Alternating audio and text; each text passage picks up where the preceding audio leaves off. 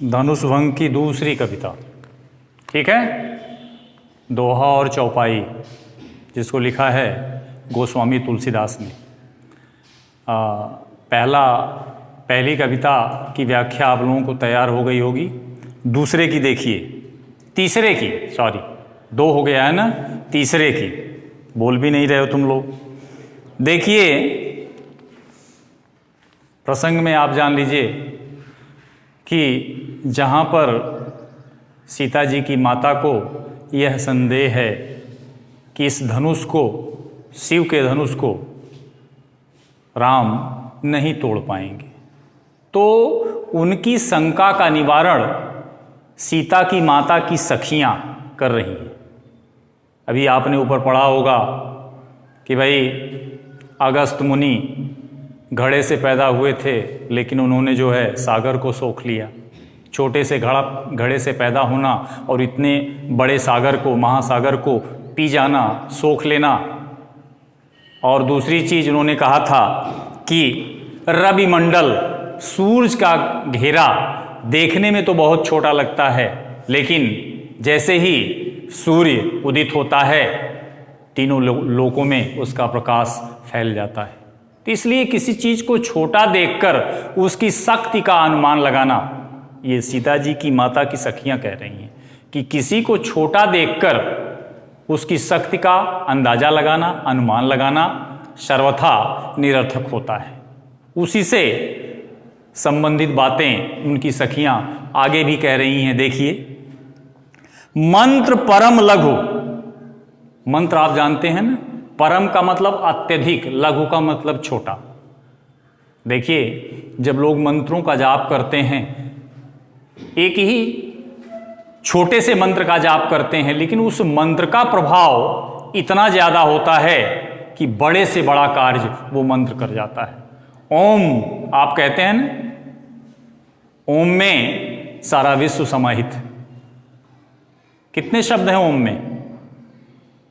इन्हीं शब्दों में सारा संसार समाहित है। इसलिए किसी चीज को छोटा देखकर यह अनुमान लगाना कि इतने बड़े कार्य को नहीं कर पाएगा, यह सर्वथा अनुचित है। ठीक है, सर्वथा अनुचित। देखिए आप शब्दों को देखिए, आप मंत्र परम लघु, मिस्टर अभिनव शब्दों को देखो। मंत्र परम, परम का मतलब अत्यधिक, लघु का मतलब छोटा। मंत्र परम लघु जासु, जिसमें, पहले एक एक शब्द का अर्थ जान लीजिए। बस का मतलब बस में, अधिकार में, बस लिखा है ना, बस का मतलब अधिकार में। ठीक है। हरि ब्रह्मा, हर विष्णु, और क्या है शुर, हर, हरि के बाद क्या है हर। विधि का मतलब ब्रह्मा, हरि का मतलब विष्णु, और हर का मतलब महेश। सुर देवता। तो देखिए अब ध्यान से इसका अर्थ कि मंत्र परम लघु, हे सखी, मंत्र परम लघु, मंत्र बहुत छोटा होता है।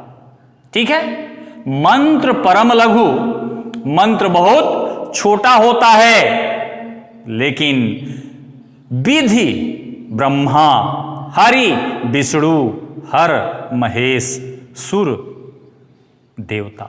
ब्रह्मा विष्णु और महेश जैसे देवता क्या होते हैं? बस, उनके बस में होते हैं, उस मंत्र के बस में होते हैं। देखिए आप मंत्रोच्चारण किस लिए करते हैं? एक तरह से आप ईश्वर को बुलाते हैं, लेकिन आपके मंत्र में यदि प्रेम समाहित है और मन से अपने आराध्य को आप बुलाते हैं, तो वो छोटे से मंत्र से ईश्वर चले आते हैं, भगवान चला आता है। ठीक, तो देखिए अब ध्यान से आप कि मंत्र परम लघु, हे सखी, देखने में तो मंत्र बहुत छोटा लगता है, लेकिन जासु, जिनके बस में, अधिकार में, विधि हरि, हर, ब्रह्मा विष्णु और महेश रहते हैं। ब्रह्मा विष्णु महेश आदि देवता रहते हैं। ठीक है, नीचे आ जाइए। महामत्त गजराज, महामत्त का मतलब महान मत वाला, गजराज का मतलब हाथी। गज का मतलब भी हाथी, गजराज का मतलब भी हाथियों का राजा, वही हाथी। ठीक है, तो देखिए महामत्त आप अपने से जोड़िए कि इतना ही नहीं, महामत्त गजराज, विशाल गजराज, मदमस्त गजराज। ठीक है, कहूं बश कर अंकुश खर्ब। खर्ब का मतलब, अंकुश का मतलब जानते हैं ना, अंकुश। हाथी को जो महावत होता है अपने अंकुश में कैसे रखता है, देखते हैं उसके कान के पास एक छोटा सा हथियार होता है लोहे का, इतना बड़ा हथियार होता है, बस उसके कान के पास हल्का सा वो मारता है और जिधर चाहता है उस हाथी को दिशा देता है और हाथी उसी दिशा में चलता जाता है। जानते हैं कि नहीं? तो इतनी बड़ी शरीर वाला हाथी एक छोटे से 250, 300, 400 ग्राम के लोहे से बस में रहता है ना।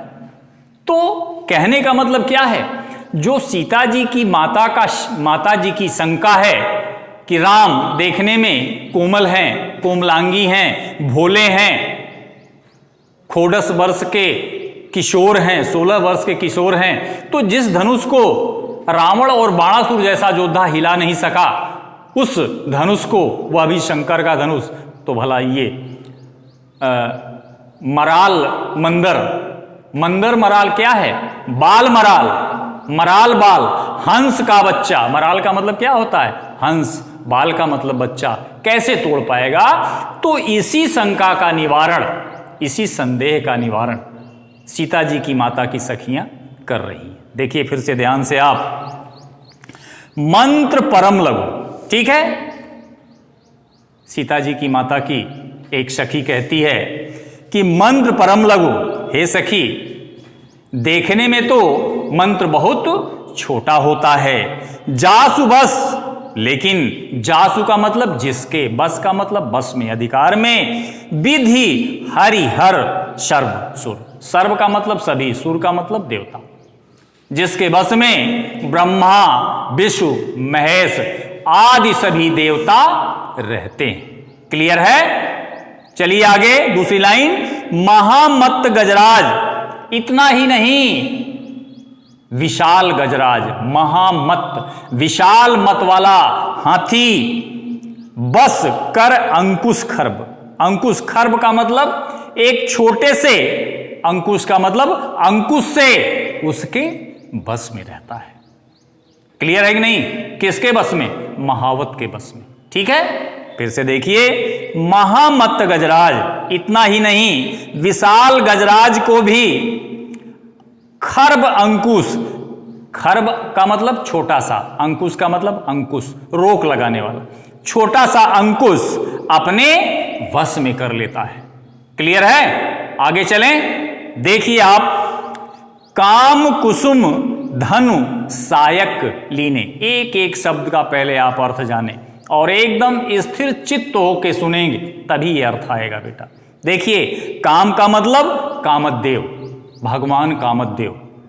ठीक है, कामदेव का रूप इतना सुंदर है कि हम आप चाहें भी तो इनसे दूर नहीं रह सकते।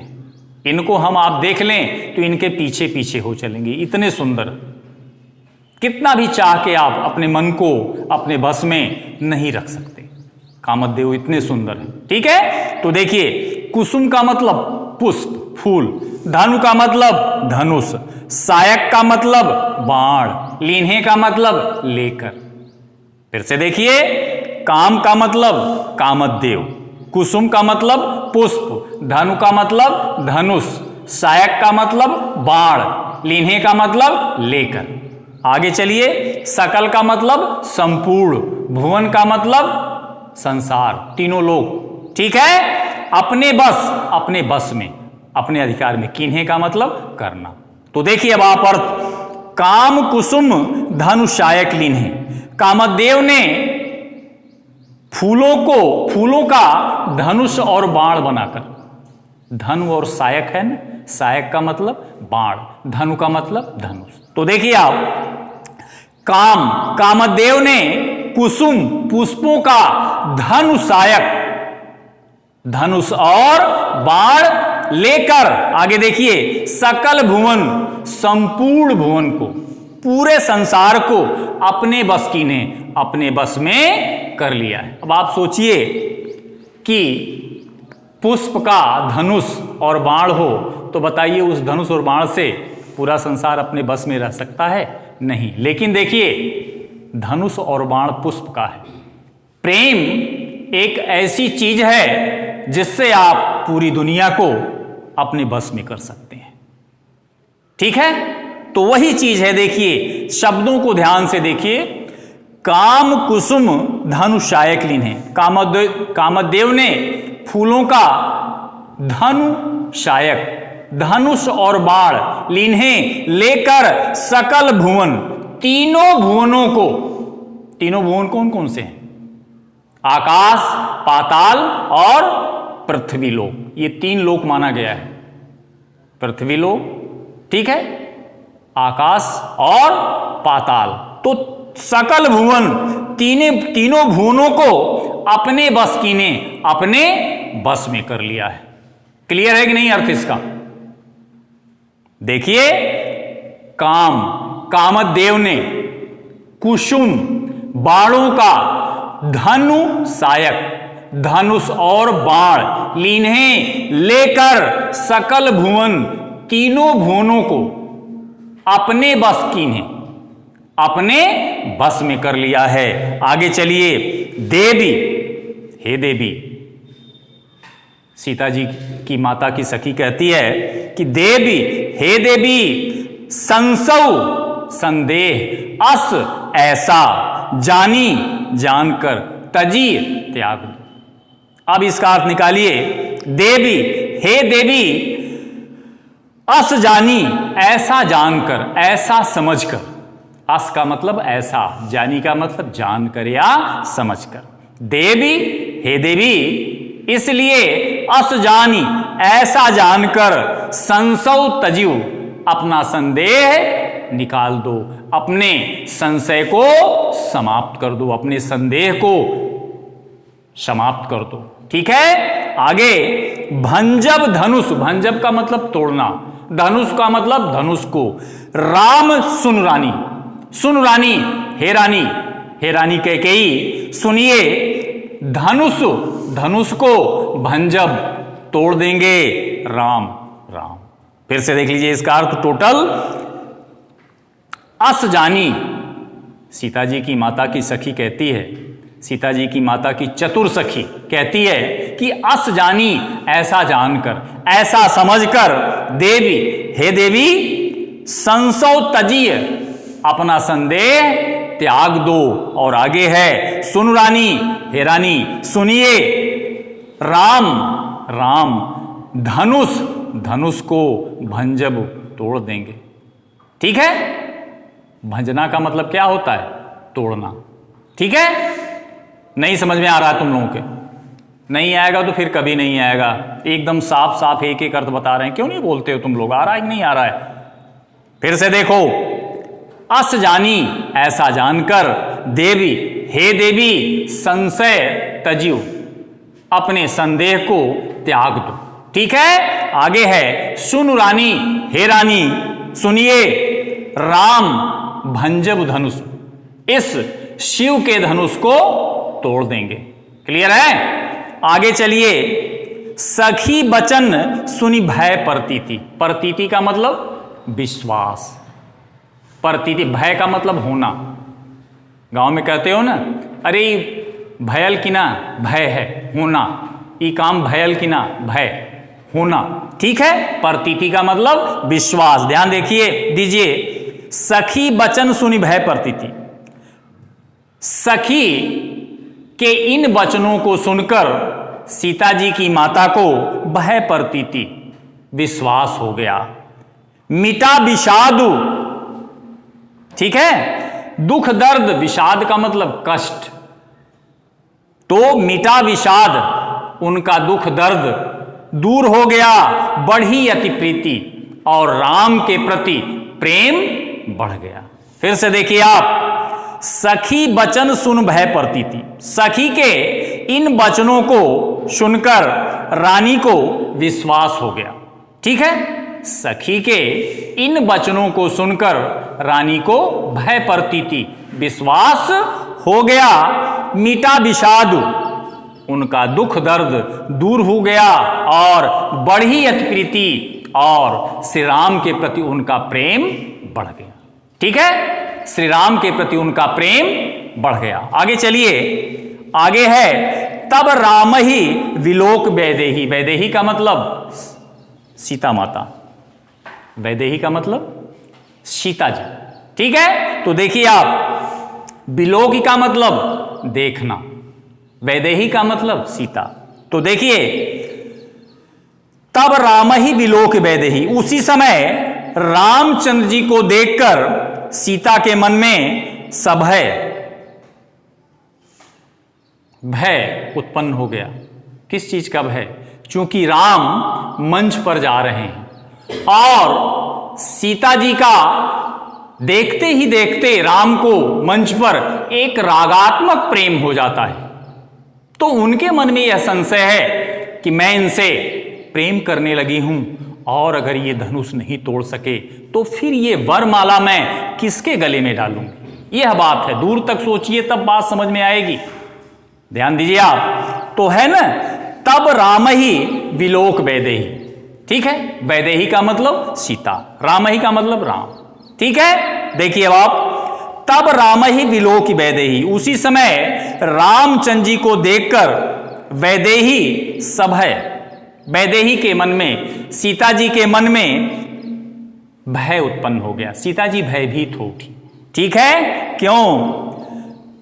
हृदय बिनमति जहिते ही, ध्यान दीजिए, और हृदय से जहिते ही का मतलब जिस तिस देवता की वंदना करने लगी। बिनमति का मतलब विनती करना, वंदना करना। देखिए यहां एक चीज ध्यान दीजिए, चूंकि सीता जी हृदय से प्रभु राम को अपना पति मान चुकी हैं, एक रागात्मक संबंध राम के प्रति सीता जी के मन में उत्पन्न हो गया है।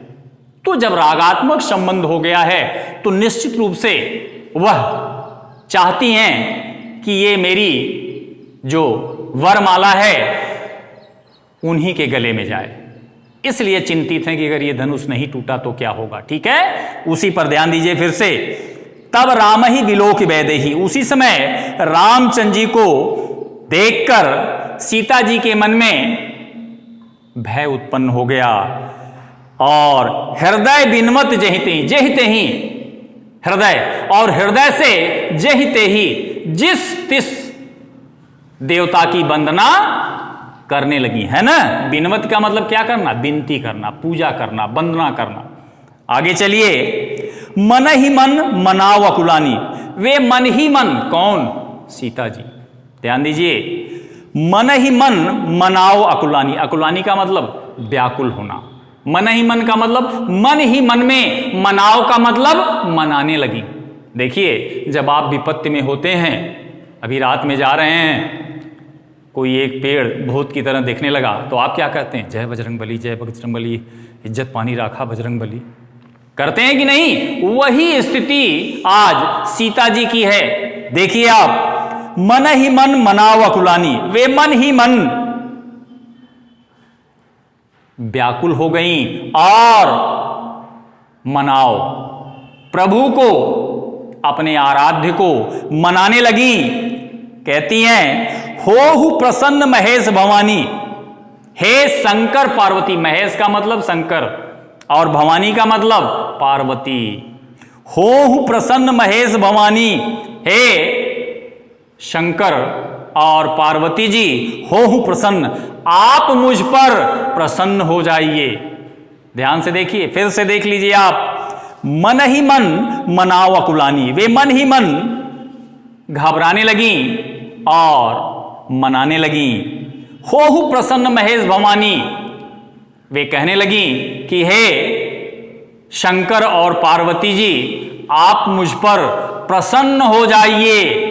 आगे देखिए, करहु सफल आपन सेवकाई, सेवकाई का मतलब सेवा भाव। देखिए अब जब आप अपने आराध्य के पास बैठते हैं तो भजन कीर्तन करते हैं, उन्हें मनाते हैं, तो अगर आप इस तरह से लगातार वंदना करते रहे नियम से डेली, तो जिस दिन आप दुख में होते हैं उस प्रभु को याद करते हैं और ये कहते हैं कि हे भगवान, आज तक हमने आपकी इतनी पूजा की है, आज की गई वंदना और पूजा को सार्थक कीजिए, कहते हैं ना।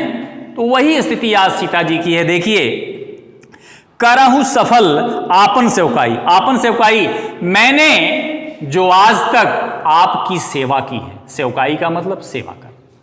देखिए फिर से देखिए, आपन सेवकाई करहूं सफल, मैंने जो आज तक आपकी सेवा की है, ठीक है, कर हितु करहूं चाप गुरु, कर हितु हरहूं चाप गरुआई। देखिए अब देख लीजिए, हितु का मतलब करी का मतलब कीजिए, हितु का मतलब भला, और आगे है हरहु का मतलब हर लेना, चाप का मतलब धनुष की, गरुआई का मतलब कठोरता या भारीपन। जानते हैं आप शिव का धनुष कितना भारी था, ठीक है। अब मना रही हैं शंकर और पार्वती को। फिर से देखिए, यहां से देख लो, करहितु हरहु चाप गरुआई, आप करहितु कृपा करके, हितु कर कृपा करके, हरहु चाप गरुआई, इस धनुष की भीरुता को, गुरुता को, कठोरता को हर लीजिए और करहु सफल आपन सेवकाई, आज तक मैंने जो आपकी सेवा की है उस सेवा का फल आप हमें दीजिए। और आया कि नहीं, ये आ गया, नहीं आया? फिर से देख लो, करहु सफल आपन सेवकाई, मैंने जो आज तक अब तक आपकी सेवा की है, करहितु हरहु चाप गरुआई, चाप इस धनुष की गरुआई, कठोरता को, भीरुता को, गुरुता को, करहितु कृपा करके, हितु का मतलब कृपा, करी का मतलब करके, कृपा करके हरहु हर लीजिए इसकी गरुआई को, इसकी कठोरता को, इसके भारीपन को समाप्त कर दीजिए। और आगे गणनायक, गणनायक का मतलब गणेश है ना, गणनायक, वरदायक का मतलब वर देने वाले, देवा का मतलब देवता। तो देखिए, गणनायक वरदायक देवा, हे गणेश, गणनायक का मतलब गणेश, ठीक है। हे गणेश वरदायक, वरदायक, आज लगे कीन्ह्यू तुम सेवा, आज तक मैंने जो आपकी सेवा की है इसीलिए की थी। देखिए आप ध्यान से, या आज लगे कीन्ह्यू, तू, तू का मतलब तुम्हारी, तू है लिखा हुआ है ना, तू का मतलब तुम्हारी, सेवा का मतलब सेवा, आज लोगे का मतलब आज तक, कीन्ह्यू का मतलब किया, ठीक है। अब देखिए आप, आज लगे कीन्ह्यू तू सेवा, आज तक इसी हेतु मैंने आपकी सेवा की है, आज तक मैंने इसी हेतु, इसी कारण आपकी सेवा की है। बार बार विनती सुनी मोरी, मैं आपसे, सीता जी कहती हैं कि बार बार विनती सुनी मोरी, मैं आपसे बारंबार विनती करती हूं, है ना। फिर से देखिए, बार बार विनती सुनी मोरी, मैं आपसे बारंबार विनती करती हूं, करहूं चाप गुरुता थोड़ी, करहूं चाप गुरुता अति थोड़ी, अति थोड़ी का मतलब थोड़ा कम, अत्यधिक कम, थोड़ा कम नहीं, अति थोड़ी का मतलब अत्यधिक थोड़ा, अत्यधिक कम कर दीजिए। तो देखिए, करहूं का मतलब कीजिए, चाप मतलब धनुष की, गुरुता का मतलब भारीपन या कठोरपन, ठीक है। तो करहु चाप गुरुता अति थोरी, आप इस धनुष की कठोरता को या भारीपन को अत्यधिक कम कर दीजिए। क्लियर है कि नहीं? अब बताओ, है? बस जाओ, थैंक यू, इतना ही।